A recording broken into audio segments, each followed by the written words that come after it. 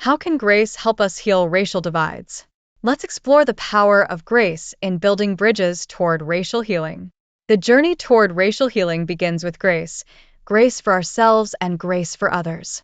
The Bible calls us to love our neighbors and seek reconciliation, just as Christ reconciled us to God.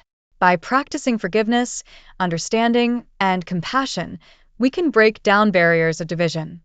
Healing starts when we see each other through the eyes of grace. In your daily life, practice seeing others with grace, especially when faced with racial or cultural differences. Take time to listen, learn, and empathize with experiences that may be different from your own. By offering love and understanding, you can help foster healing and unity in your community. Grace gives us the power to transform fear into trust and division into unity. Let grace be the foundation that builds bridges toward healing in your life and community.